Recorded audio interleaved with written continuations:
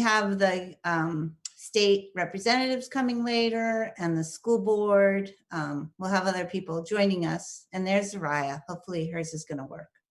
Are you on now, Zoraya? Is it going to work? Can you hear me? Yeah. Awesome. Good. Awesome. Great.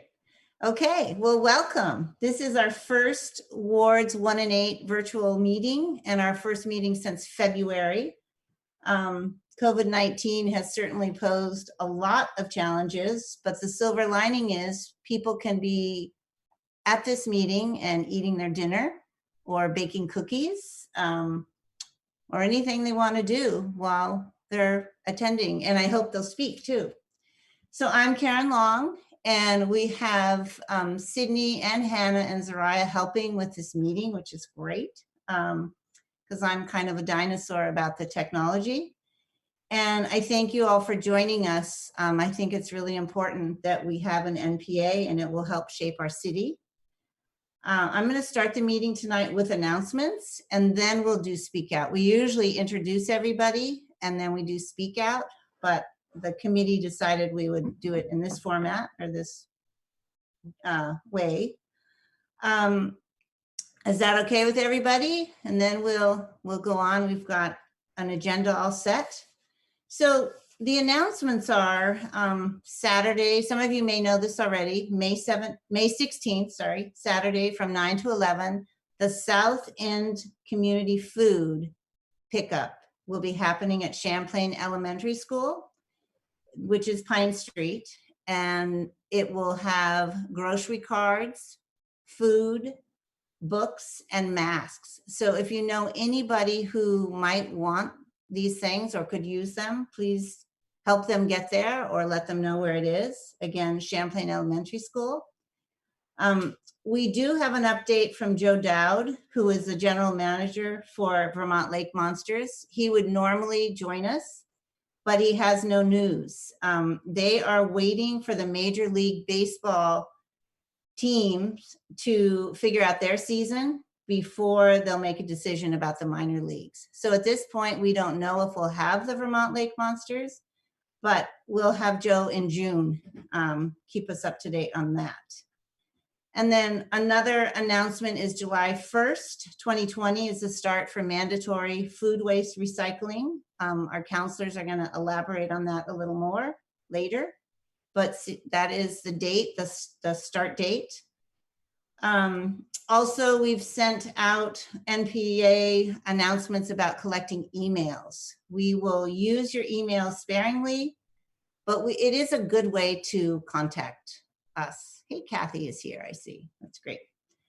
And then the other announcements, and you've seen these on the NPA when we do our front porch forum announcements, but the Burlington Resource and Recovery Center is really a great service for us during this COVID-19. And also I mentioned that DPW is looking for input from citizens, or possibly we've already lost the date, past the date. They are going to be doing improvements on University Place. So couple other things. We do have bylaws, which Jonathan has persevered and drafted for us. He posted them on the CETA website and our Facebook page. We'll wait and vote on them when we have an in-person meeting, which might be June, maybe July, we'll see. And then also we are going to wait for an in-person meeting to vote on the steering committee, because if we would do it on this kind of virtual thing, we would have to call out each person, and it just seemed too cumbersome. So we're going to wait for that. And lastly, we had hoped for a celebration, a community dinner to thank our outgoing counselors and welcome our new counselors, but we all know what COVID-19 has done to that plan, but we'll wait, and hopefully we'll be in good shape. So Cindy has her hand up, I see. So I'm done with announcements, and actually right on time, and we are going to go right into Speak Out. So anybody that does have something to say, if you put your hand up, either the little hand or your own hand, Hannah's going to be watching that and have you on. So we see Linda, we see Cindy. So Hannah, you just keeping track of order? You're going to do it? Okay. So I'll let Hannah take over that part, but thank you. Thank you for coming. Okay, so we're going to start with Cindy. So I'd just like to build on the election of steering committee members, that we'd love to have a more inclusive steering committee. And so if you're interested in joining the steering committee and being a part of it, it's an elected body, but we'd love to hear from you so that we can put your names in the, add your names to the conversation for whenever we have an in-person meeting. So please contact any of the steering committee members if you're at all interested in exploring the idea of being on the steering committee. Okay. And then we have Linda. Let people know that the bylaws you were referring to were for Ward 1. Oh, I'm sorry.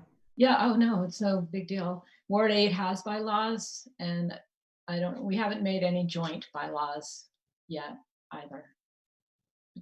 Maybe that's down the road. But that would be something only Ward 1 would be voting on. Okay. Am I next? You are. Okay, I'm just wasn't sure the order. I'm Selene Colburne, and I am over here on Latham Court at home in Ward 1. I'm a state representative for Chittenden 6-4, which maps pretty closely, but not exactly to Ward 1.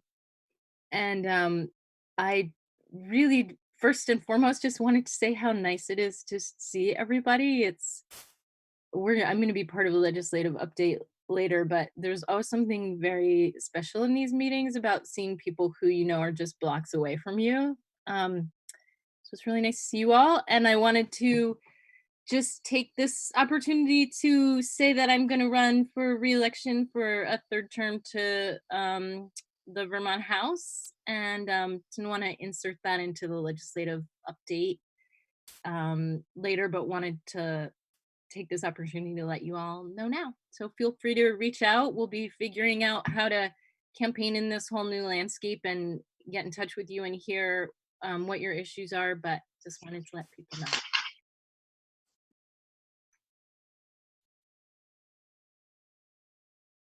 Thank you. Do we have anyone else that was going to speak at Speakout? Dave? Yep. Hi, can you hear me now? Yes. Good. I wanted to remind everybody that there is a safety study going on about Colchester Avenue. And I'm on that advisory committee. Jack Hanson's on it, Jim Barr's on it. And because the NPA didn't meet, just briefly, I wanted to let you know that we've had 2 advisory committee meetings. One was in January and the other was in March. So this safety study is taking a look at Colchester Avenue from Prospect all the way down to Barrett. And it's taking a look at improvements that could be made to try to make it a more viable multimodal transportation corridor. And it's the study is being conducted by the Chittenden County Regional Planning Commission and the City of Burlington. So as the advisory committee, we've had some input into the purpose of the study, and we've also been able to comment on some of the proposals that we've been taking a look at. We might be able to have a longer presentation at the next NPA if there's time on the agenda for that. There was to be a public meeting. I think it was going to be scheduled in early April, but because of coronavirus, that got canceled. So when things open up again, I expect there will be a public meeting where people can find out more of the details. But if you're interested in taking a look about some of the materials that have been produced for the study so far, you can go to the Chittenden County Regional Planning Commission website, or just Google Colchester Ave Safety Study, and it'll take you right to the page where the materials are. Just briefly say that the study is taking a look at how to get dedicated bike lanes on both sides of the street, and better pedestrian and safety measures taking place, but also trying to preserve with to the extent possible, some of the parking that's needed in the area. In the proposals that we've seen so far, one looks at trying to build this within the existing curbs, but then the other ones take a look at using some of the green belt and or sidewalk areas to expand a more raised bike paths. They're also taking a look at the intersection of East Ave and Colchester Ave. And we've seen different ways to how to safely move pedestrians through there through signals and bikes with signals. But there's also a proposal on the table for a rotary as well. So there's been a matrix put together. There's some criteria. And so we're evaluating and providing input on that. So just want to let people know that's moving forward. And I'm happy to answer questions, or you can email me at dcauley@me.com, and I provide more information for you. That's it. Yes. Carol? Oh, my question is actually a speak out. Okay. Okay.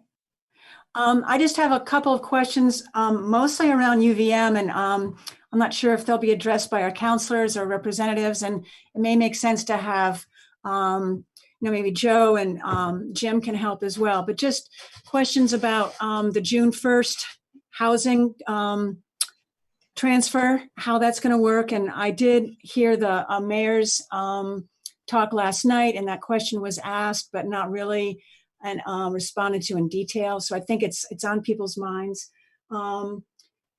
Also concerned too about folks who are living in Burlington and the area who are employed by UVM, and just some of the pretty major cuts that are happening, and wanting to understand more clearly how that's happening and the fairness of all of that. So those are two issues I'm hoping get addressed either tonight or we put on the table to talk about next time. Thank you. Okay. Do we have anyone else that is here to speak? No one? Okay, Hannah says no. So then I guess we'll go on. We will have time to ask questions with our different presenters. And next on our agenda is our 3 city councilors. We have Jack Hanson, we have Zoraya Hightower, and Jane Stromberg is here also. So we thought we would have the 3 of you up together, but you would each speak 5 minutes or so. And then we'll do question and answer at the end of your 3 different presentations. But welcome. When we have, like I say, I know you've had a lot of meetings. Great, thank you. So are we going in order that Hannah laid out in the chat? Is that okay with you, Jane and Zoraya? Or? Yeah, it's perfect. Okay, all right. And then I think Zoraya made the point, like earlier today when we were talking about it, if there's something we forget, one of us can jump in at the end, or any of us can kind of jump in.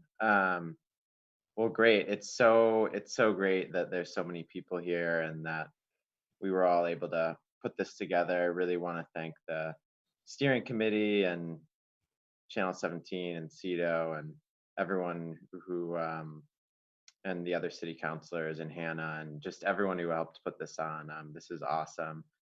I've missed the NPAs. Glad to be back here. So I was gonna go a little bit far back because we haven't gotten together in so long. I wanted to hit on a couple of things that happened way back in March. And and let Zoraya and Jane maybe speak to some of the more recent stuff since they've been on the council since April. But back in March, and if people can't hear me, just put it in the chat. Sometimes my mic isn't great, so let me know if you can't hear me. But yeah, on March 9th, we had a city council meeting, and there were two pretty big items of interest that had one of the largest turnouts of any meeting I've ever seen, which maybe wasn't great given the fact that this was a kind of a couple days before we really understood the threat of COVID. So probably wasn't great to have over 100 people in the room, but we did. And a couple of key items passed. So one of them was the fair and impartial policing policy that we've had in Burlington for some time, but and it's meant to prevent the police department from collaborating with ICE. And there were some loopholes in that policy that we closed. There were 4 loopholes that we closed at that meeting in the fair and impartial policing policy.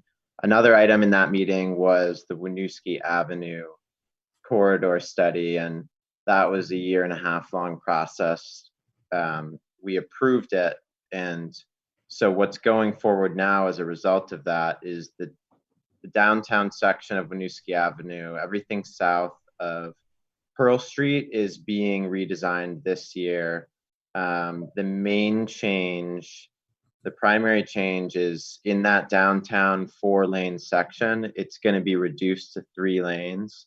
The center lane will be a turning lane, and there's going to be dedicated bike lanes in both directions.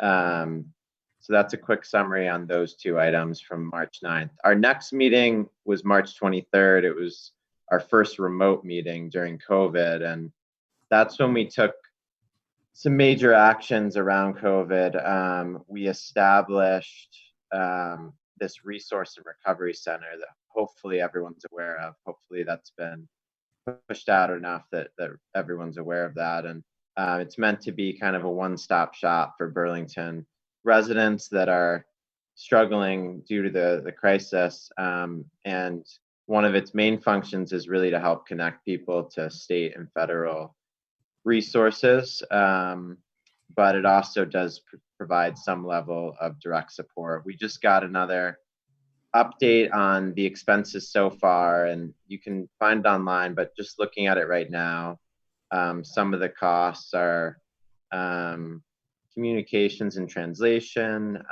masks, $20,000 on masks, about $50,000 to $60,000 on personal protective equipment, about almost $30,000 on sanitizer, $20,000 on thermometers. So some of it is going to kind of direct COVID items. A lot of it is going towards staffing and towards supporting people in finding the resources and the help that they need to make it through this crisis. So that's a little bit about that. And we also took action to, back in March and still ongoing, suspend any utility disconnections were suspended for the city utilities, and likewise for utilities throughout the state. And we ceased any late payments around that. And I think Councilor Stromberg is going to talk about some of the tax relief that we're doing on top of that. So that was some of what we started to get rolling in late March when we met. And I guess skipping ahead to now, a couple of items that I'm working on. So last city council meeting, I brought a resolution to add a standing item to discuss the climate emergency. I think it's important to, as we deal with COVID, we also have to recognize the fact that there are still many other really pressing issues that we also do still need to deal with. And that work has begun, especially with some of the unfurling of economic activity and somewhat of a return to normalcy that we are going to be seeing here in the coming days and weeks. So we've gotten committees back rolling. And yeah, one of the items that I brought last time was to add a standing item to the council agenda. So every council meeting towards the beginning, there's going to be a discussion on the climate crisis. It's an opportunity for councilors and the administration and others to share updates on some of the work they're doing around addressing the climate crisis. And I'm really glad that that passed unanimously. And our meeting on Monday was the first time making use of that. And then another item that I'm bringing this coming Monday is related and is it's basically to get the ball rolling on a policy that would spur electrification of buildings in Burlington, especially starting with new construction. So making sure that new buildings are, whenever possible, are using electric heating systems, electric appliances, rather than natural gas or oil or propane. So yeah, that's a couple of things that I'm working on right now. In terms of committees, I'm really happy to be on the ordinance committee. That's a new committee for me. I'm really happy to be continuing on the two committees that I've been serving on, which is the Transportation and Energy Utilities Committee, as well as the License and Local Control Committee. So that's where I'm serving. Two of them have met. The Transportation and Energy Utilities Committee has not met yet, but we will soon. So yeah, I want to leave time for the others, so I'll just stop there. But thank you.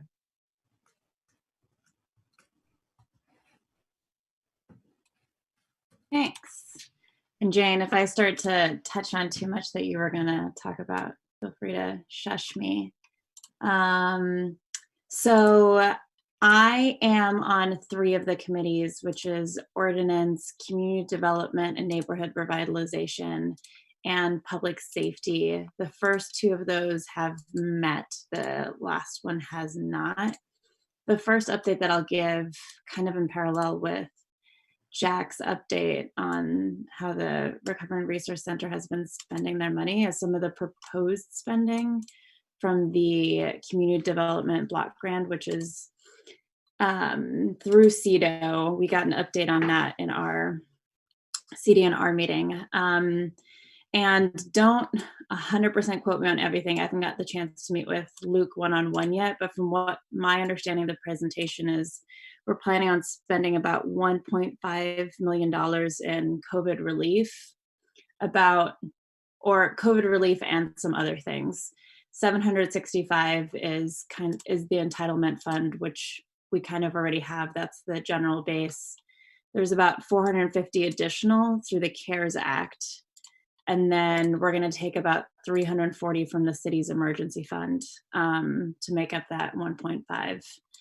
And then the way we're planning on spending that money is about 375 in rental assistance directly to residents, 375. And these are, again, all rough, kind of from what I understood from the presentation, for micro businesses with a focus on low and medium income owners and or businesses that mostly employ low or medium income folks.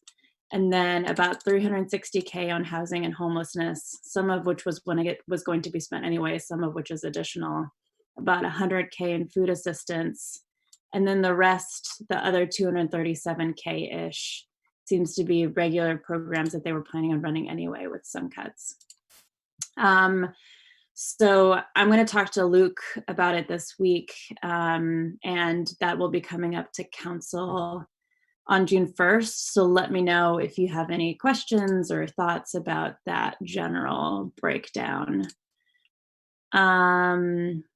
One other update, which isn't directly related again to our NPA, but on the North Beach campers, they were asked to move out this past Monday, and there were about 12 or 13 folks who basically were told to leave and given tents and sleeping bags before this, because they didn't have the ID to get into the motel that the state had approved. And then as they went about kind of on survival technique mode is what they're calling it. Then the state went back and said, okay, fine, we found another motel that we're approving that they could stay at, but they of course had already left and we can't necessarily get in contact with those folks, which I guess is just to say that if you do encounter any people without homes and strike up a conversation with them and they seem like they would like to move into a motel, I guess just if they're okay with it, give me a call and their rough location, or really either Jack or Jane, and we can try to get them in touch with the state voucher program so that they can get that assistance. And then with that in mind, I just want to flag that my number is wrong on the city website. I've been getting a lot of emails and no calls, and now I know why. So my number is actually 802-391-4333. It's on the website as 399. So just flagging, it's 802-391-4333. And I've gotten in touch with Lori, so hopefully that'll be correct soon. And then a few more updates with DPW. It sounds like DPW is kind of hearing where residents are at in terms of wanting the shorter run kind of sidewalk work as opposed to just longer run, and is prioritizing some problematic areas. I don't think that is Mansfield Ave. I don't think they're planning on doing any work on that this year, but I'll review what that does look like in the week ahead. And I've got a conversation with DPW, so I can report back on that. The exciting thing is they are starting construction on Colchester Ave next week, I believe, and they plan on still having two-way traffic, but the south end, so the hospital side of the path, will be closed. And then of course City Hall Park construction has resumed, I'm told. I haven't seen that yet, but that's what we think. Yeah, then my last update is, unless Jane, do you want to talk about Champlain Parkway? No, me. So that's underway. So we're probably going to go through with that pending any environmental justice issues, and happy to talk about that if folks want to. There's some things that a citizen group wants to see, grants such as roundabouts, but we're trying to see how much we can modify the current plan without tanking the whole project, which would be problematic for a variety of reasons, including the city potentially needing to pay back a large amount of money. And then actually, the very last update is we authorized for Cambrian Rise to increase their number of units from, I think it's 700 something to 900 something, which is really them. It'll still be 25% inclusionary units, but it's really them wanting to respond to the market. And I think especially post-COVID, more people are just going to want to live in smaller studio and one-bedroom apartments as opposed to having roommates and things like that. So the CD&R committee authorized it, and it'll go before the council, I assume, pretty soon. Sorry, those were all very detailed updates with a lot of numbers, but that's my updates. Are you good? Okay. So Jack, did you want to hit on composting while we're just still in this section? I can do that after you go, Jane. Yeah. Okay, perfect. All right. So, all right, first NPA. Hello, my name is Jane Stromberg. I am the new Ward 8 City Councilor, and I'm just so happy to see everyone here tonight. I'm really excited to be here. I've been looking forward to this all week. I sit on the License Committee, which has met once already, and TUC, Transportation, Energy, and Utilities, and Charter Change. So, and both of those committees will be meeting by the end of the month. So I'm very excited about that. So our first ever meeting as a new council, we voted on a new, on a resolution, and I believe it was unanimous to, it was the property tax resolution that was on April 6th, I believe.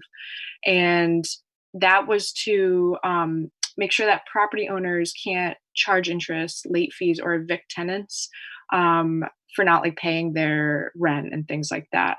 And also people who own property can put off paying their property tax, and they will have to then shift that relief that they are getting onto their tenants. And all of that information is actually, like, the information of who is taking part in that resource is public. So it's kind of a nice way to hold people accountable in a way too, and to make sure that we are shifting that relief. And the reason why this is very relevant now is because it's recently, the application to do so, to access that relief, is recently opened. So I heard it's not long or in depth or anything like that. So that's really exciting. Obviously, like, I personally wish we could always do more, but I think that that's a really good step, and is something we are all in really strong agreement with. It's just, and we all work together, a lot of us work together on drafting that resolution. So I was really happy to be a part of that process. And then I think in the very beginning, Carol touched on some things with UVM, and I think you said the key word of fairness. Well, that's the problem. There's an unfortunate lack of fairness going on there. And according to the email that Suresh Garamella, the president of UVM, sent out, that was kind of then made more public, had a lot of kind of ugly details in it. And unfortunately, a lot of the distribution cuts are not equitable. And I've been working with the student union up at UVM, and a lot of people who are just have been very active voices up there and keeping their eyes on everything. This is something that's developing kind of, I would say, week to week, feels like day to day. But it's a real problem. It's frustrating. It's extremely frustrating. A lot of the professors are feeling the pressure. I've been reached out by quite a few already, and it's disturbing what's going on in terms of, people who had full-time jobs now essentially are straddling the poverty line. And I feel like there's just not enough focus on it. So toward the beginning of when we actually really started focusing on COVID, we did put out a press release. I believe 5 counselors put out a press release.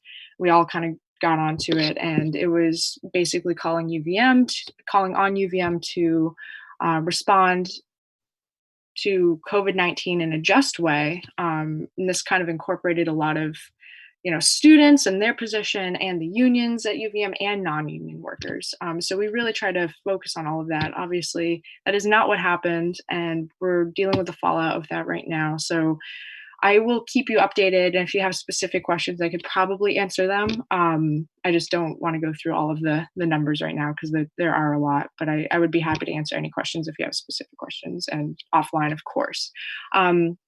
And on that note, we do know that there's going to be a Board of Trustees meeting that is scheduled for this Friday. It starts at 8 a.m. There's many different sections of it, so you can kind of pop in to either of those ones that tickle your fancy. But I think it's really important to kind of understand where they're at and hear from different voices that are functioning up there. And finally, we did vote on grounding the F-35s. Obviously, we went into that knowing that was probably not going to happen. Obviously, we have our differences with the governor in general, but that too is frustrating, only because we're not like going back to the topic and saying, hey, like we need to ground these jets starting here on out. It was literally an ask because everyone's already anxious. Everyone's already, changing their lifestyle day to day. And it's just to have this thing that's not very peaceful and doesn't symbolize peace is kind of a lot just right now. And I actually started a job recently that the office is literally under the flight path, and I could not get out of my car until it passed over, until all of the jets finished going over. It was that loud. So I feel every single one of you have reached out about that, and I understand exactly what you mean, and I know it's a lot. But yeah, feel free to reach out to me anytime. And I think my number is accurate on the website, and I think my number is actually in place of Zoraya's for a while. So I'm happy that was addressed. But thank you so much for giving me the opportunity here tonight, and I would be happy to answer anything moving forward. Thanks.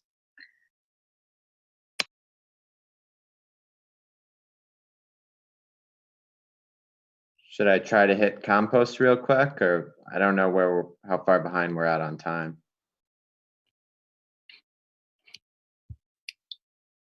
Yeah, I think you should just go for it. All right, I'll try to be quick. So yeah, as was mentioned, I think in the opening announcements, the by state law, starting this summer, food scraps will be banned from landfill, which is really amazing, actually. And I think, as kind of nervous as many of us are about the implementation of it, the fact that we are moving ahead with this, I think is really exciting. And I think environmentally, it's critical that we're actually taking these organics and turning them into something useful, which is compost, rather than letting them sit in a landfill and emit methane. So there's a lot of work to do, though, in terms of the education and the implementation, the enforcement, to make this policy actually work. And unfortunately, I don't really feel, and I've been feeling this for a couple of years, really, that I don't feel that the state has really stepped up to take that on and give people the resources and make people aware of how to compost at the residential level.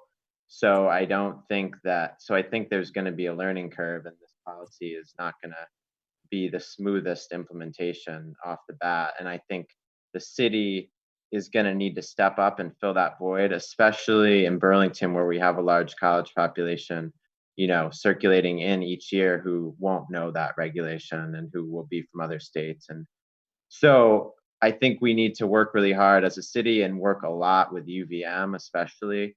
This should be, I think, incorporated into UVM's communication with off-campus students, like the bag drop-offs in the fall, and really any event with students. We need to incorporate this. I had a conversation with DPW today, and they're having a meeting on Friday to discuss how the city is going to do a lot of education and outreach around this.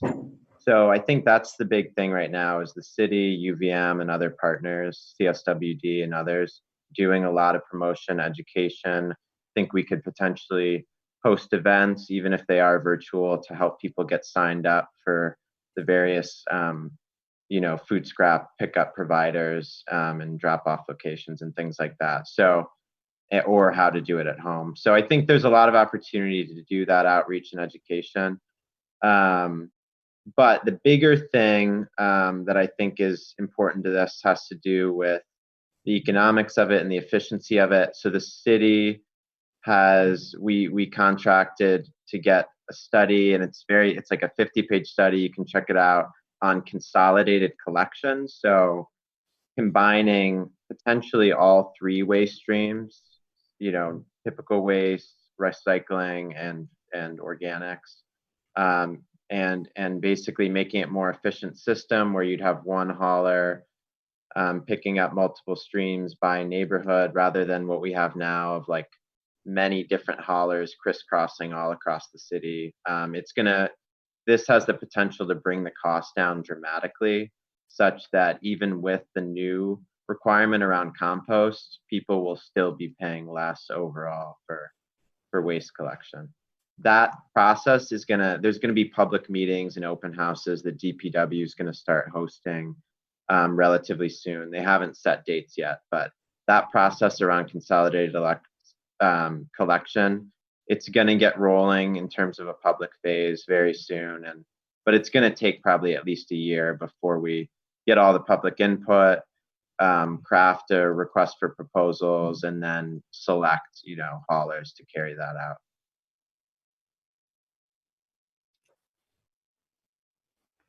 So Caryn, can I speak?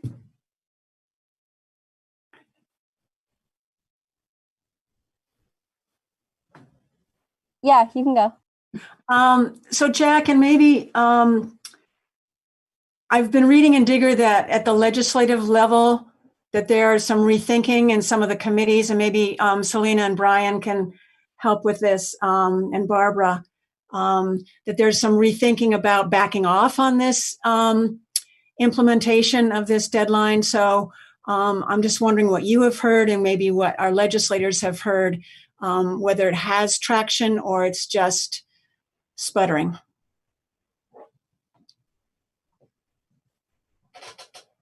I would defer to Selena on that. I know at this point it hasn't been pushed back, the date, but are you hearing that it might end up getting changed, Selena? Haven't heard that, but there have been attempts in the past at that, and I'm not on a committee that issue would come to, so it may very well be that debate is happening, and I just don't know the details of it.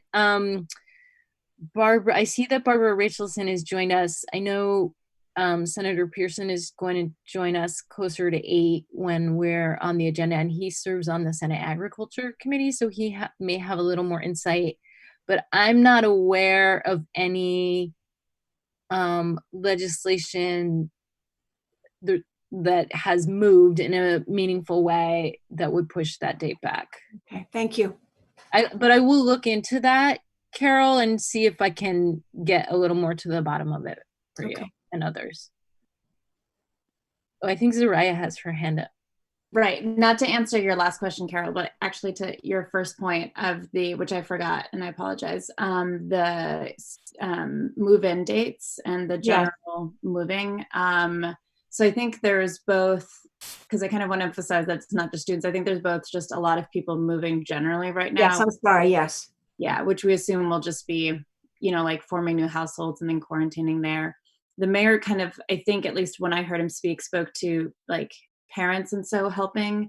And then I haven't heard a lot about like what we want to do with the actual student populations. I think I honestly need to go back and talk to Joe and others. But I think there's some norming that we have to do for people who are coming in from out of state, basically like saying, because I know that other states have been much more lenient where lots of these students will be coming from. So just having some like norming training around, this is how we're doing it in Vermont. Like, here's like the rules that you have to follow, and making that, I don't know, pretty clear, but generally open to feedback on what people think on that, making that happen, talking to UVM about it.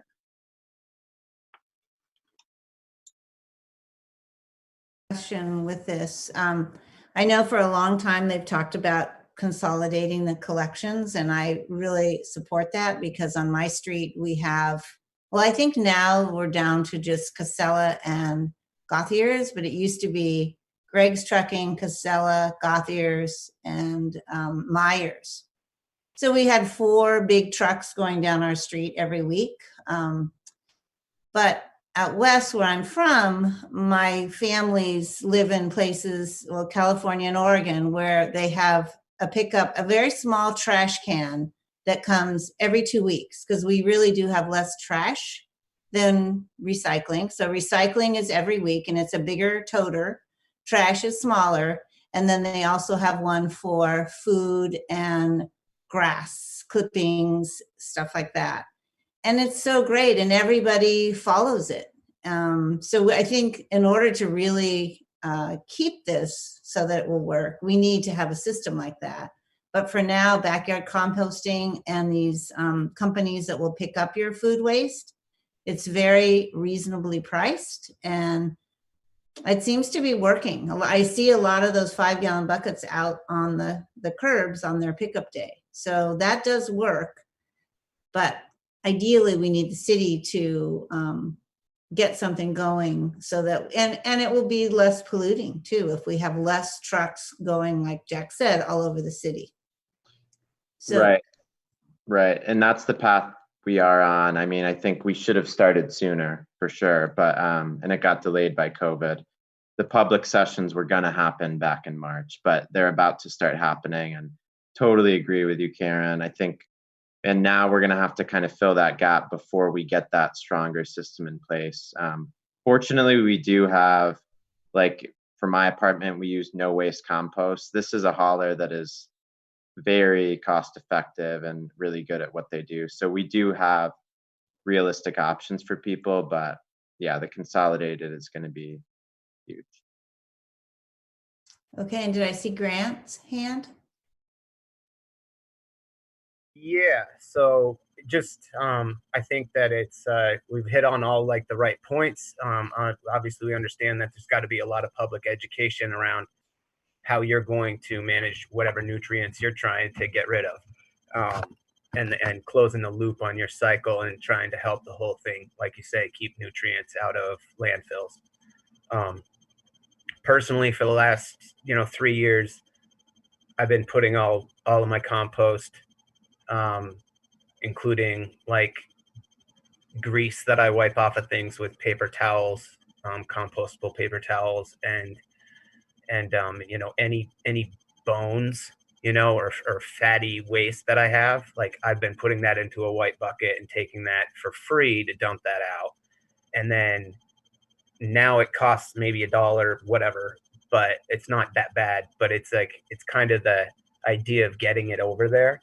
And when I was picturing universal composting and people needing to recycle or compost, instead of keep all their food waste out of the trash, I envisioned everyone starting to do what I was doing, keeping all of their food waste out of the trash. I just got off the phone with my good friend over at, the CSWD, and she let me know that it's 100% fine for people to continue to put that organic stuff into the trash. That backyard composting is completely acceptable for everybody. And then I was thinking, okay, well, this is a much more interesting scenario. So I think if people start participating in it, it's great. I also worked for a short time at Green Mountain Compost, and I do understand that if you put your vegetable, wrappers with the sticker on it into your compost, it screws up everything when you drop that compost off at somebody's house and they see there's little stickers in it, because you can't really get that out of the compost. It's insane. So I'm just saying, when you're going to do composting, when you're going to do recycling, you have to do them right for them to be really effective. Otherwise, you're kind of, you screw up the whole system. So anyways, thanks for, let's do it. We should have started the training for people like probably a year ago, made sure that Casellas and everybody, I really love Burlington coming and picking up the recycling on as a city. And I would love if they could pick up compost for everybody on the block one day, recycling for everybody on the block one day, and trash for everybody on the block one day. And then, so one day you get 3 trucks, they come down, that's it, you're gone. And that's the one day of like all the trash and collection. Anyway, sorry, thanks. Let's move on or whatever. Are there any other questions? Does anyone else have anything to say? Cheryl does. Hi, I Okay. just wanted to ask if any of the 3 of you know about, or if the city knows, when the bike path repair will begin again between, or rebuilding between Perkins Pier and Lakeside neighborhood? Thanks. Does anyone know? I don't know. I heard Moreau talk about this, but I don't remember what he said. But I'm pretty sure I think I know that they're supposed to work on it again soon, but I don't know when. And I don't know when the completion date was. Sorry. Do you Okay, know? See, thanks. Appreciate it. Okay, and Jonathan? Yeah, Can you hi. speak? I'm just curious as to what the timeline is for the city budget. Obviously, it's got to be done by July 1st, but what's going to happen? When is it going to happen? When do we get to look at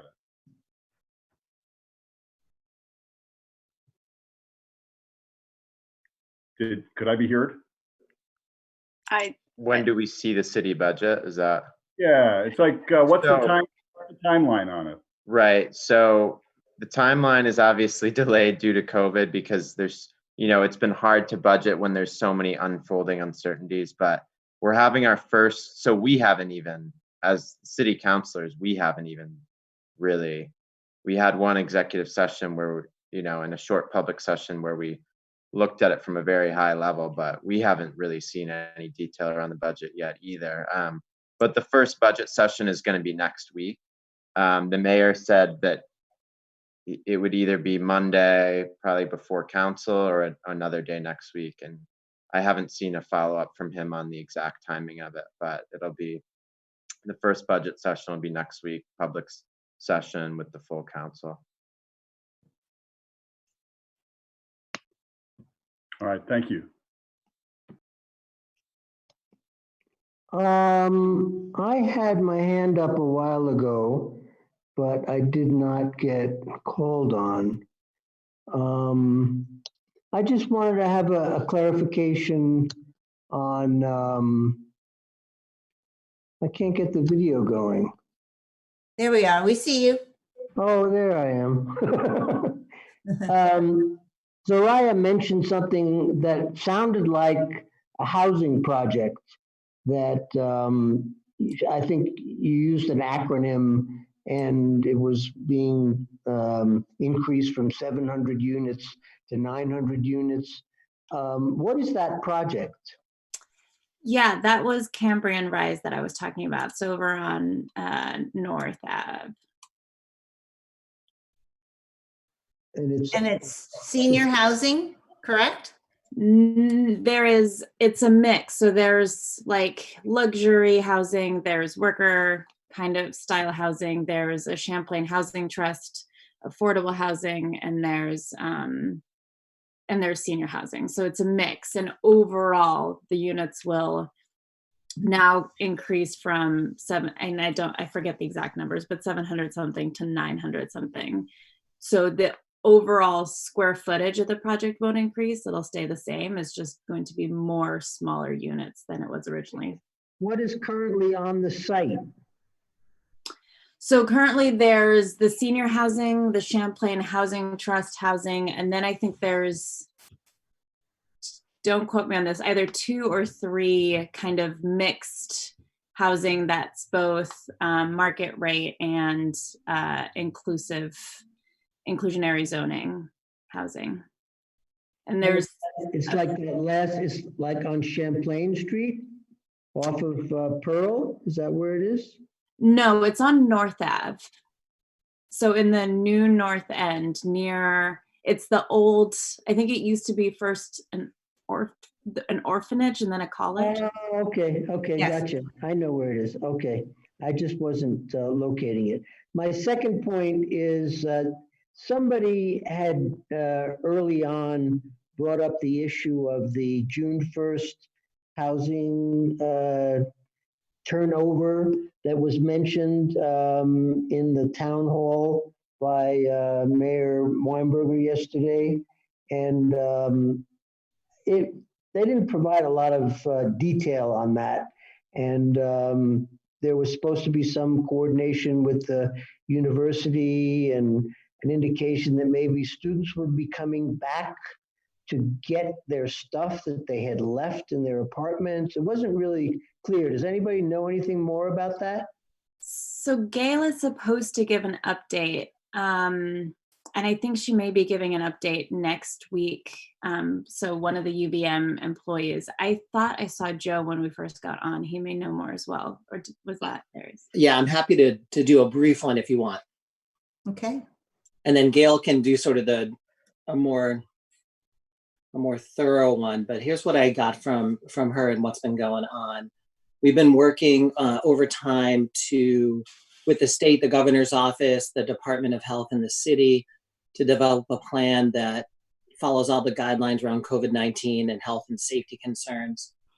Gail sent out a survey to off-campus students around move out, move in to get a sense of the numbers and timing when people will be doing that. She's also going to be sending out in her newsletter the latest COVID orders for out-of-state students coming to live here and families helping them move out and move in. There's been, a little bit of changing in that information in terms of what the governor has been saying. So we've been, following that closely and trying to get the latest information out to people. There was also an event today with President Garamella, with Vice Provost Annie Stevens and panelists from Vermont Tenants and Gail's office to discuss move in, move out, tenants' rights, how that will go and things like that. That was at noon today, and I think that went really well. Gail's been meeting several times a week with Bill Ward and his team to work on an alternative to the spring move out project and to check with landlords about numbers of people that they have and also about communications to their tenants. In terms of spring move out, I think the latest meeting was today. I haven't heard back from her about what the outcome of that is, but I know that they are looking at, some way to provide resources so things do not end up on green belts. And some of the resources they are going to send out in the e-newsletter, including, checking with Chittenden Solid Waste to see what landfills are open, letting people know that donations are still being accepted at Resource for free drop-off, and that if you have furniture, household goods, etc., you can arrange free pickup from Restore.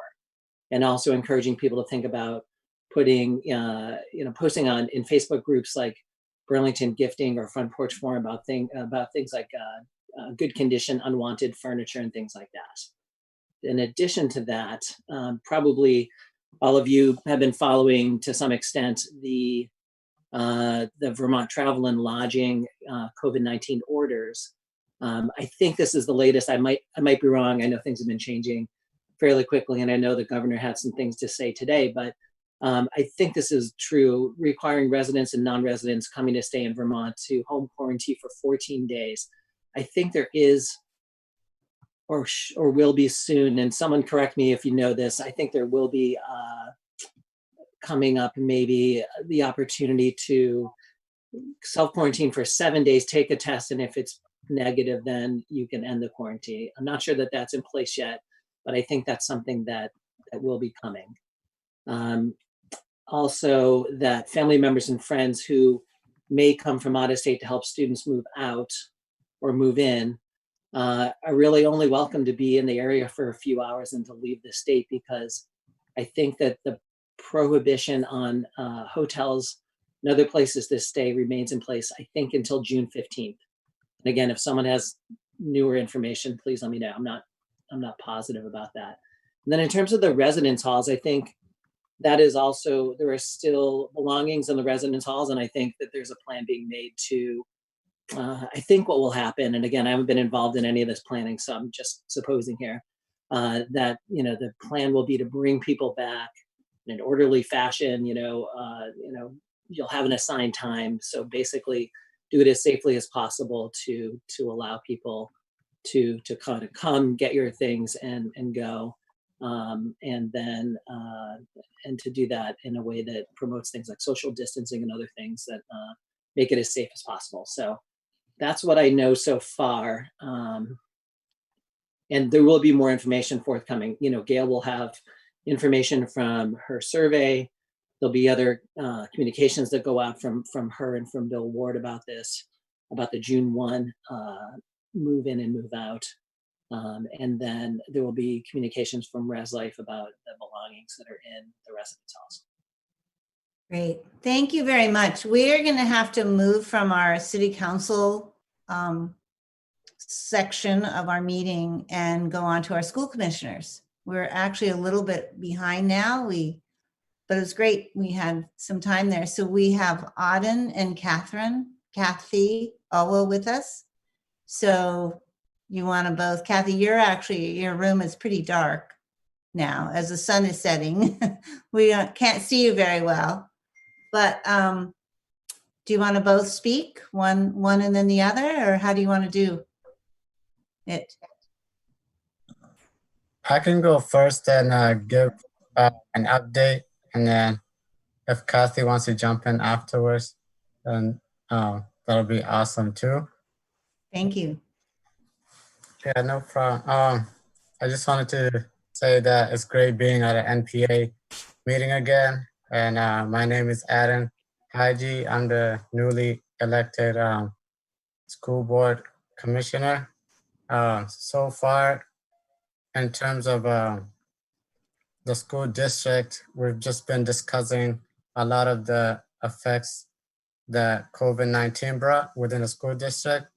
And like the superintendent has been doing a great job putting out updates on a regular basis so that community members can stay informed.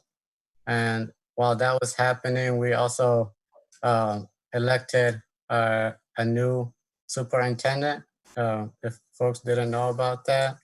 So right now, the new superintendent has just been meeting with community members and teachers as well as other board members just to talk about his entry plan and what he hopes to do for the district. Some of the conversations that the district, that the school members have been having are around graduation, and the Vermont Principal Associations have canceled schools for the rest of the year. So, I mean, they canceled spring sports for the rest of the year, and students are not going back to school physically. So everything will be remote. And in terms of graduation, the superintendent told us that each schools and like high school, middle school, and elementary school, they're planning different activities to celebrate students, and so, which is good because I feel like it's important to really celebrate those students that are graduating. Is a special moment. And let's see, we also are right now in the midst of talking about coaches' pays for athletics, and we'll be making that decision in the next school board meeting. And the new members have just been doing some orientation, which I'm a part of, and just getting to know the ins and outs of the school, of being a school board member. And like, I'm really interested in the community engagement committee, and as well as the equity and diversity, equity, and inclusion committee. And those haven't started their meetings yet. So, but when they do, I'll have more updates on those. So that's my portion.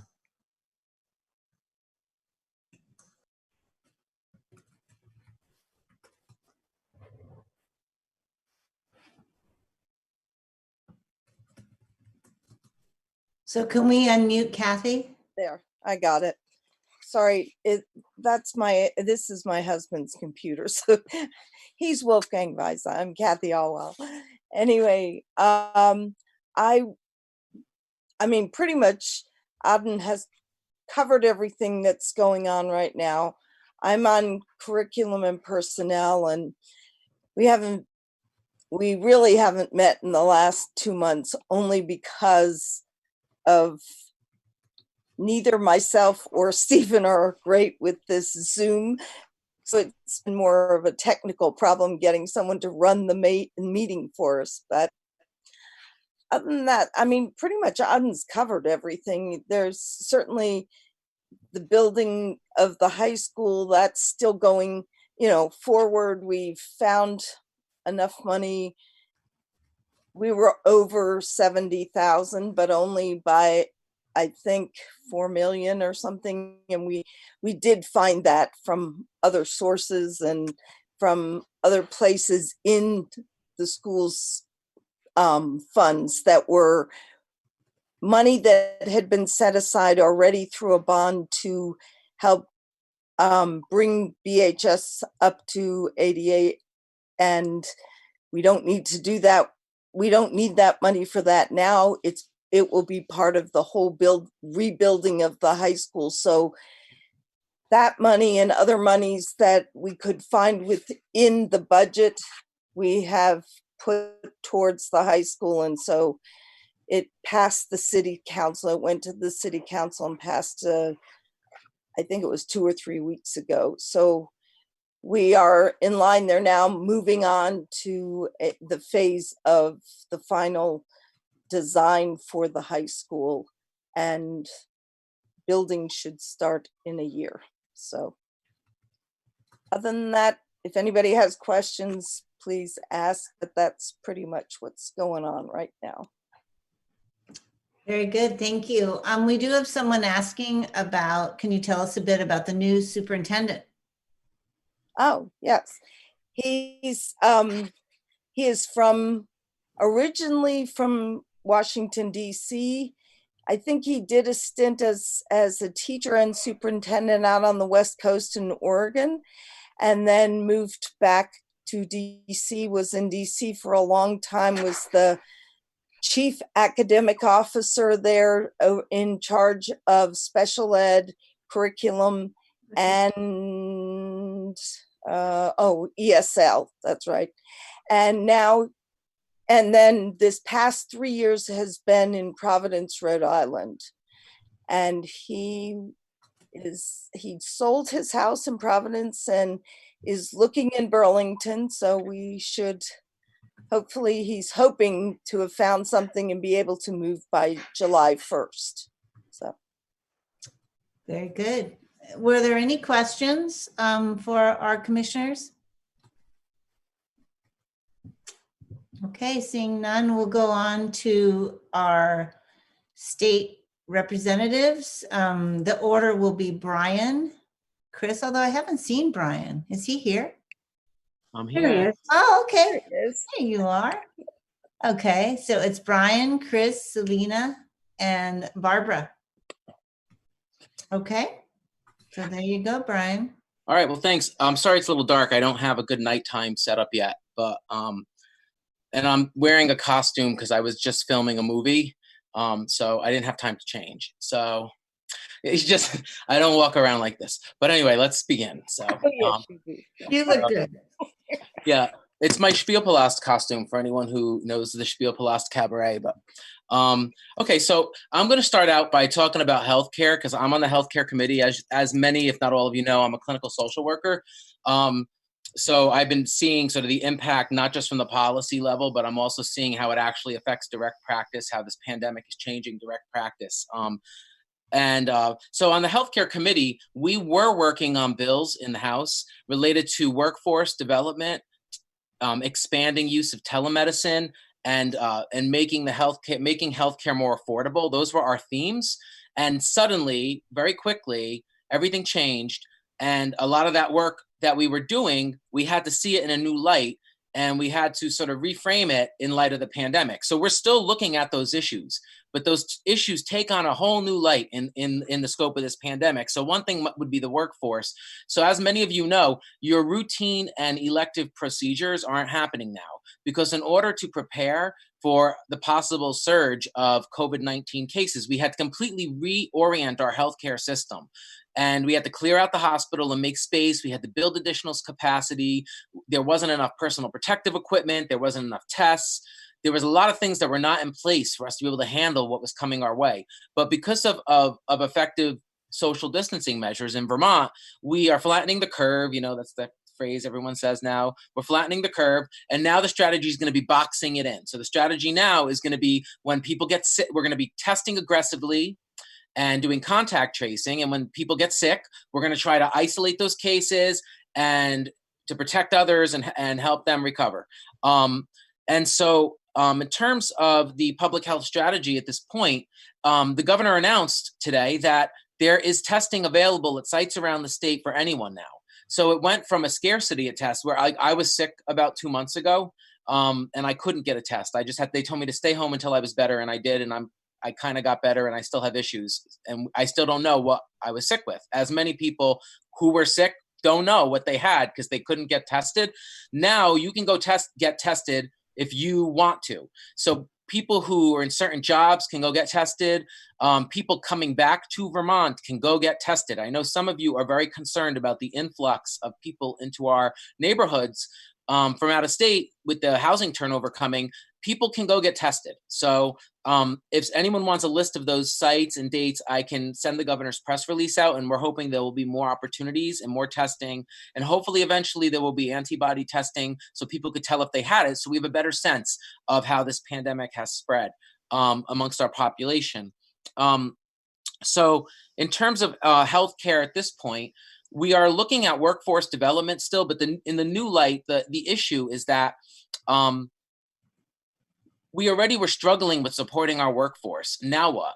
Now we're talking about people working in very unsafe, dangerous conditions. And so not only are we looking at trying to recruit healthcare workers and retain them and keep them in Vermont and make it a place where they want to stay, but also we need to look at how do we make it safe for them in this new light. Another thing we're looking at is telemedicine. So as a healthcare provider, within 1 week, I went to seeing every client using telemedicine. It was a very drastic transition, just like in all of people's lives, many different people's lives, you went from going to school to having your kids go to school, whatever, now you're a teacher and you're using technology at home to provide an education to your children, or you're a teacher teaching children in others' homes, or you're working from home, or you're attending NPAs from home. So a lot of our healthcare system has switched to telemedicine now, and we're looking at how to expand the use of telemedicine and support it, so that after the pandemic, people who had trouble accessing healthcare before because of weather, disabilities, distance, because we're a rural state, will continue to have access to telemedicine. We are looking at the finances of our healthcare system. This has had a tremendous impact on the financial integrity of our healthcare system. Across the whole board, our hospital is struggling now because they weren't taking in the money they needed to function through elective procedures. Small practices are struggling because they're not having the work. There's home health care providers. There's daycare, congregate settings. That's what I was getting at, not home health. Congregate settings or residential homes. Every piece of our healthcare system has unique challenges right now related to the impact of this pandemic. And we're going to have to look moving forward at how do we keep people whole? How do we compensate people fairly? And what have we learned from this pandemic in terms of the fragility of our healthcare system? And the reality is that, right now, COVID treatment, insurance companies and the state and federal government are covering COVID treatment. But what about the long-term impact of this disease? And what about disability it may cause? What about, it really illustrates how quickly people could be moved to medical debt because of the drastic rate of underinsurance in our state. And that's something our committee was looking at, and now we're looking at it in a new light. I'm going to wrap it up so that I leave time for the others with just talking about, when we talk about problems with the workforce, there's various agencies putting, like the Howard Center talking about it, the hospital, people on furlough, people sort of being unemployed. And this is happening in the middle of an unemployment fiasco. I mean, our unemployment system was not at all prepared to handle what happened. And it shows us just how delicate our social safety net really is, how fragile it is. And Selena and I, Barbara and Chris too, are receiving many, many phone calls and emails from people struggling with unemployment. We've been trying, there's a new way for us to follow up with the Department of Labor so they can not miss, if someone's missing, falling through the cracks, that they can follow up with them. And we've been hearing from people slowly that that's working, but there's still hundreds, if not thousands of people out there struggling to access unemployment. If that's the case, you can contact us and we will follow up on your case. You can contact any legislator. Ultimately, what I'll end with is that what we're seeing in terms of healthcare is that the economic health of society affects the physical and mental health, and that the economic stress that people are going through right now is going to have a fallout on our physical and mental health. And as a mental health provider, I'm seeing it as the weeks go by, children and families struggling in many different ways with the impact of this pandemic. Like, there's people out there are struggling right now, and we are going to need to figure out how do we make sure everyone's okay. And it's the full brunt of this hasn't hit yet in terms of the mental health, sort of spiritual health, impact of this pandemic, not only because of the disruption of life, but also because of the economic stress. And it shows us that there's a delicate balance between public health and the economy. And like, we're being asked, you know, it was in Maine maybe, where there's people saying, you know, it's lives and livelihoods, like choosing between lives and livelihoods. And like, it doesn't have to be framed that way. Like it isn't either or. It isn't either we open up the economy or people are going to struggle, or we keep it shut down or people are going to struggle. Were struggling before this happened, and it's amplifying that struggling. And moving forward, we really need to figure out this delicate balance between economic health, physical health. So I'll end there because others are going to speak more detailed about the economic pieces. Okay. I don't know how much time that was, but I tried to be quick. So. Thank you, Brian. Chris? Thank you, everybody. Great to see you. Chris Pearson. I'm one of your Chittenden County senators. And I noticed there are 30 participants here on this call. That's exactly how many of us there are in the Vermont Senate. So you get a flavor of what we go through. We have, since the very first day of being on break 2 months ago, had a lot of all Senate calls, and ultimately we conduct the floor now like this. And you'll be glad to know we adhere to the rule where I have to wear a jacket and tie in order to vote on the floor. So the legislature continues and cranks right along, and we're all trying to uncover what this means and how the sort of pecking order, as Brian said, of health, keeping people healthy, keeping people alive, and then quickly looking into the economic picture of so many Vermonters struggling. I was proud to be part of a task force which led to a bill sometimes referred to as a hazard pay bill. As people know, the feds passed a right to a sweetener for unemployment, recognizing so many people would be out of work, where they added $600 a week to people. That's the equivalent of working 40 hours a week at $15 an hour. And that's wonderful, and that's very helpful to keep our economy moving and to protect families who are furloughed or out of work or have reduced hours. But it creates a real perversion in our system when so many people are already at work, going to work, and earning only $12 an hour. And somebody could go be at home not working and earn over $20 an hour by the time you add the $600 plus their normal unemployment benefit. So we set out to say thank you to people who are stocking grocery shelves, people who are cleaning nursing homes, cleaning doctors' offices, putting themselves at risk, and continuing to show up at work. It passed unanimously through the Senate, and I believe is working its way through the House now.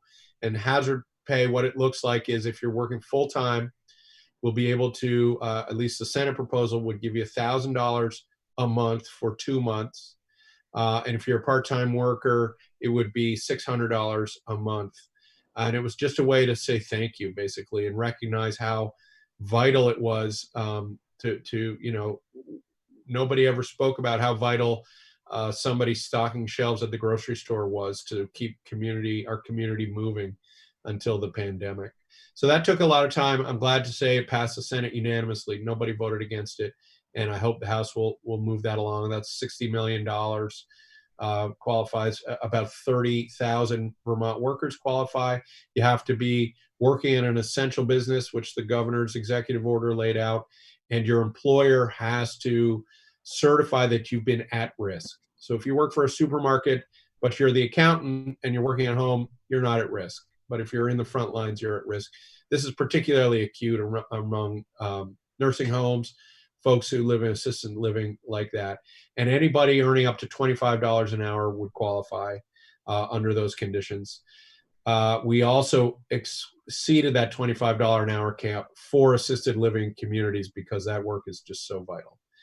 I'm the vice chair of the Senate Ag Committee, and food security is coming really deeply into focus for across the country and beyond.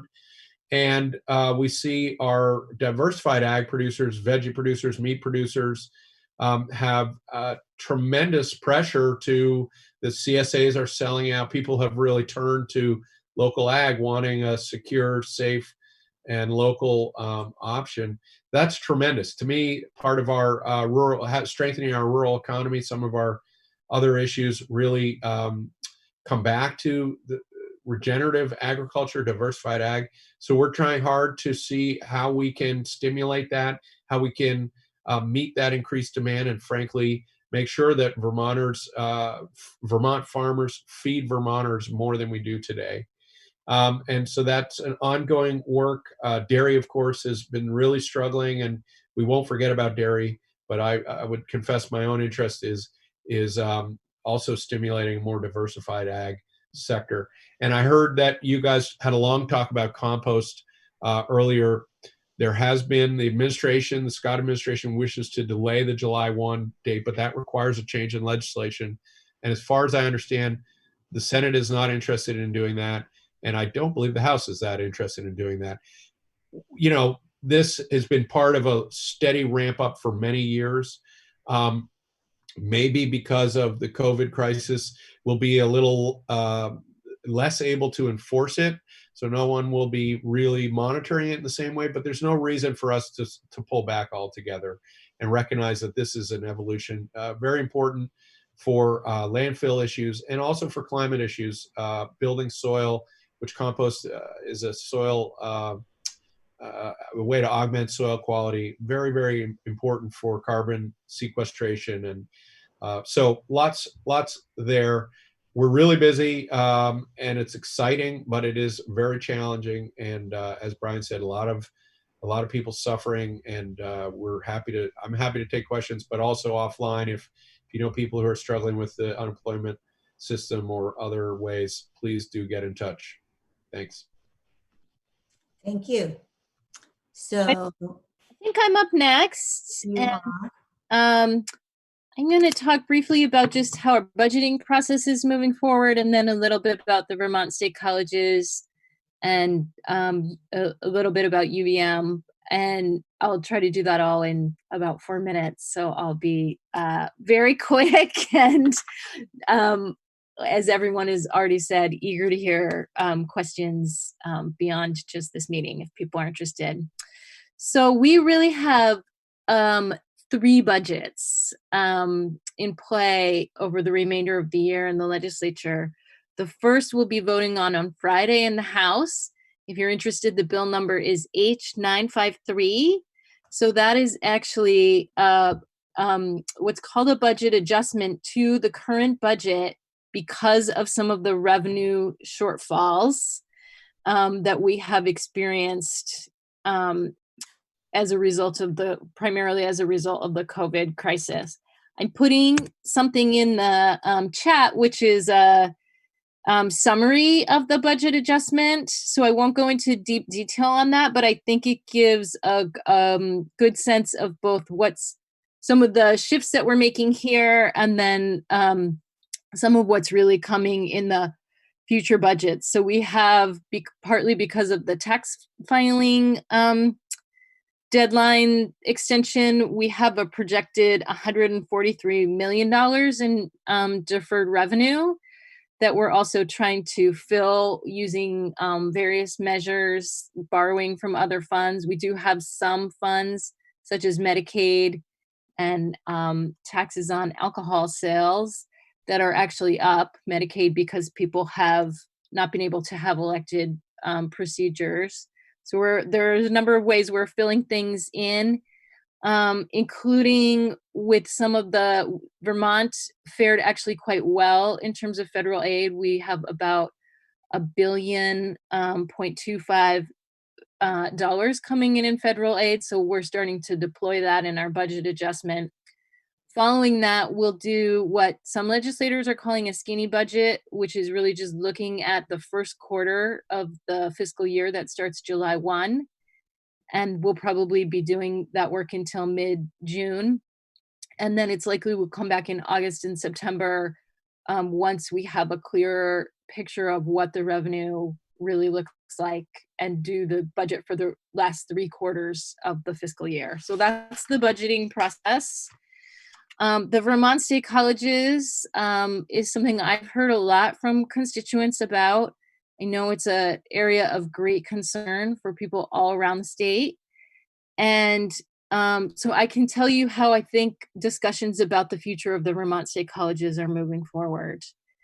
So I'm not editorializing so much, I'm really information dumping, and I'm happy to tell you more about what I think some other time, or if there's time for questions. But so the state colleges, excuse me, the interim chancellor and the trustees have been charged with coming up with a plan for what they can really offer in the fall in a meaningful way. And the legislature is working with them to determine what bridge funding for the coming year for some degree of operations at the state colleges will look like.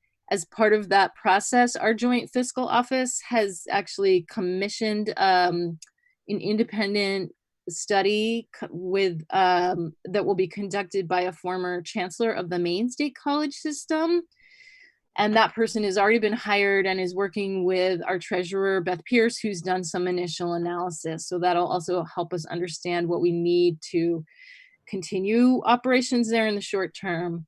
Then the legislature is looking at creating a task force that would work over the coming year to really look at the whole landscape of higher education in the state. So state colleges, UVM, community colleges, which are technically CCV is part of the state college system, but looking at how all of that works together and what we can really deliver as a high quality and to some degree cost effective higher education system in state. I think many of us know that Vermont ranks really towards the bottom of states in terms of what we provide for state funding for higher education. And so this, I think, is going to have to be, we're going to have to reckon with the impacts of that. And I think that's really, really what has happened with the state college system. So the last thing I'll say about that is that at least in the House, we have been doing some kind of crowdsourcing work. So if people have ideas about the future of the state colleges, you can email us and we'll make sure they're included in that. There's a big document where all of that is compiled. And I think UVM, we talked a little bit about that as part of the city council discussion. I'll just say I'm hearing a great deal of concern about the situation from UVM and just how the budget is going to be balanced there. And, I work at UVM as faculty, a non-tenure track faculty member when I'm not in the House. So I feel the vulnerability that many workers at UVM are feeling. And all I can say is that I'll be pushing for equitable solutions that don't balance the budget on the backs of the most vulnerable workers at our public university. Thank you. Thank you very much, Selena. Barbara? Hi, so I'm Representative Barbara Rachelson. I have not met all of you yet, and was thrilled to be invited tonight and glad that there's such a great turnout. So I will be brief because I know I'm the last speaker. One thing I want to say that's been really impressive in the weeks and months following this whole COVID outbreak is the tripartisan support that has been going on in the House and Senate and working with the governor's office. It's been really everybody pulling together to do what's best for Vermonters. And it's been really great to see so much. I mean, it's usually pretty good, but it's been better than usual. So I was going to touch on just a couple of things. One is, so Representative Colburne and I serve on House Judiciary, and our committee has been looking at keeping some of the court hearings going on, although many things obviously have been slowed down. But relief from abuse orders, which we know are dire, have still been occurring. We've been able to have video in almost all of the prisons so that any arraignments or sentencing can still occur. Things that are non-urgent have been put on hold, obviously. But we also were able to make some changes in the law during this emergency. one example I'll give you that has been particularly important is people have been wanting to make their wills if they don't have them, or changes to their wills, as people are worried about getting sick and having an up-to-date will. And up until we just changed the law, you needed to have several people in a room to witness this. And so we were able to put measures into place for wills, for transactions, for deeds, and also for power of attorney, to do this by remote video and have it be valid. So some of that stuff has made a big difference. The other thing I will touch on super quick is that you've probably heard that we have passed a bill to have a moratorium on evictions, new evictions occurring, or people not being able to pay their mortgages and be foreclosed and kicked out of their house or their mobile home. And this is not, we wanted to make clear, this is not a vacation on paying your rent or your mortgage, but it's a way to make sure that people have time to try to work things out with their landlord or their funder, to access some of the special funds that are available, and for people not to become homeless right now, which would be a huge public health issue. So we can give you a ton more information. I want to close with saying, and I put it on the share chat, of the link to the legislature. You can see every committee, all the materials. You can get the link to be on YouTube and be part of the hearings or hear what's going on the floor or the Senate. And we really encourage people to do that. We know it's not as convenient, and we want government to still be as transparent as possible. So thanks. Thank you very much. We were going to end our meeting at 8:30, but were there any questions, pressing questions, since we have these wonderful people here? I see one hand up. Go ahead and speak. Sorry. Yeah, I've heard a lot of talk about rent, but I haven't heard any talk about mortgage. So did you decide anything? Are you working out anything with the banks in regard to mortgage payments?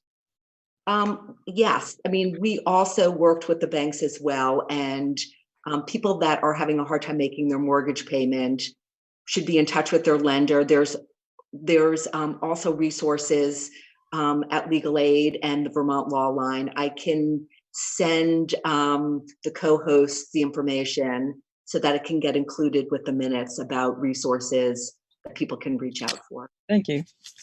And I would just add that, banks actually stepped up immediately, Vermont banks, to say that they were not interested in foreclosing, and that anyone who was worried about making a mortgage payment should reach out immediately and negotiate how they were going to handle that, if it could be interest payments only or whatever. So I don't often say this, but we've had wonderful partners in our bank's infrastructure, and a quick recognition that they needed to back off and give people options. That being said, something that from this crisis, I think something that we see is how much pressure debt puts on people, and how we're all living in debt to some degree, and that how delicate it is, that how fragile this balance is, that when the tenant can't pay their rent, if you're a big landlord, maybe you could float that, but a small landlord or a person who's owner occupied will quickly be in trouble. And right now we shouldn't be pitting tenants versus landlords. I really think we need to look at our common enemy, which is the system of debt that we're all living in, and see if there's ways to support people. And if we're gonna, I look to the federal government. Like, I think the federal government needs to step in at this point and look at how to relieve debt for people, whether that's student loan debt or, instead of bailing out banks, maybe they should bail out tenants so that tenants can pay their rent. So. Good point. Okay. I don't see any other hands. Are we ready to say goodnight? Yes? Oh, Jack. Go ahead. Sorry to hold everyone up. I just wanted to make a really quick plug. We are going to have our normal annual process of board and commission appointments coming up. So this is a really important part of city government in Burlington, is the boards and commissions. And the way that you get on those is you apply, and the city council reviews the application and appoints people. So if people want to get involved with that, please reach out. I think Zoraya is going to be particularly involved with that, but you can reach out to any of the three of us. And it's a really great way to get involved in local government and have an impact. I know there's people on this call that are already on boards and commissions, but it is really important. So just wanted to plug for people to look into that and apply for that. Caryn, I thought I saw a hand. I thought Linda's hand went up, but I don't know if I was misreading. Did you wave or? Question, but I wanted to ask about the November election and ask the legislators if they could speak to that and whether they were satisfied with the governor's decisions about how to handle that. I don't know. I don't want to jump in, but I can jump in. Please go ahead. So there's been a very clear decision about August, as I understand it. So that's when the primary is. And the Secretary of State will mail every active voter a request to get a mail ballot.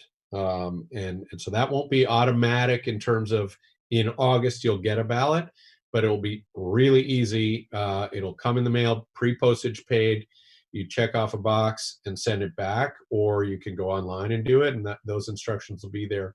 That's for August, and it's not an automatic ballot in the mail because you have to pick which party's primary you want, and we didn't want to mail everybody 3 ballots or whatever. For November, there has not been a final decision, as I understand it, but the Secretary of State is ready and figuring out how we will do a ballot to everybody, and then how it will be collected. If you want to bring it to the polls yourself, that's potentially one option. You could mail it in. In some states that do mail ballots only, there are collection places. I think they're considering that. The governor has not been willing to say yes to that yet, but I think that's, to be honest, a timing question. And in part, nobody knows what November will be like. So as I understand it, and maybe my colleagues heard otherwise, the plan is in place. There's every reason to think it would be an automatic mail ballot. And I'm quite confident we'll get there. But as of right now, they haven't made that decision, in part because it's 6 months from now. And we've got to get through the August primary first. But I understand that if you contact the Secretary of State's office and ask for absentee ballots or voting by mail, you can get that for the rest of the year, rest of the calendar year, and then go through that process again next year. Can I ask a follow-up question? Okay. That said, I've been hearing a lot about the post office, the U.S. Post Office being in some kind of like financial danger. And I was wondering if that is true, and is that something we need to worry about or do something about? That's a federal issue. Right. It'll be hard for to mail ballots if the post office is bankrupt. That's my concern. It's a federal issue, but for many years, our U.S. Post Office, like many public assets, has been underfunded and not treated properly. And I'm not an expert on this, and I don't want to venture into like an area where I'm going to get myself where I don't know what I'm talking about. So I don't want to say too much, but my understanding is there has something to do with the way that they require the post office to fund something, like it's retirement, or so there's something with the way that a requirement that the post office is held to that other organizations aren't, that creates this chronic issue. I see heads nodding, so some of you may know what I'm talking about. And so ultimately it's a federal thing, but we need to demand that our federal government protect the public good that is our post office. And I think our current administration in the Oval Office would love to privatize our post office. I don't think the risk is that mail service will go away, but just that it will become privatized. So things like, FedEx and other private companies would would replace that service. I would just add on the voting situation, and Chris may know more about this, but although I think there's conversations happening back and forth with the legislature and the governor and the Secretary of State's office to get to agreement, I did read that the Senate Gov Ops Committee and I think the House Government Operations Committee is prepared to do the same, is potentially drafting legislation, to ensure mail voting access in the fall. And so regardless of where the governor comes down on that, I think the legislature will be prepared to act if we need to, if we feel that we need to. The only thing I would add is 4 weeks ago, we passed a bill that said this will be determined by the Secretary of State and governor. And I think that makes sense. They're from different parties. And I'm not eager for us to change that decision immediately. I think we have time for this to play out. And like I said, the contingency is ready. And to the U.S. Postal Service, just this week I saw Leahy issued a strong statement. Bernie has been forever on this drumbeat, and Welsh as well. So, we often are trapped in having a really strong delegation that does everything we want them to. And I wish they had more partners, but our team is very vocal in the importance of the U.S. Postal Service staying strong. Great. Thank you very much, everybody, for coming. We'll end our meeting now, and I hope in June you'll all come back, maybe in person. Maybe we could do, we'll see. Time will tell what it's going to be like next month. But thank you, everybody, and thanks for helping me pull this off. I've done some little small Zoom meetings, but this is my first real big one. You did a great job, Caryn. Thank you so much. Thanks for facilitating. Thanks for coming. All right. Good night, everybody. Good night.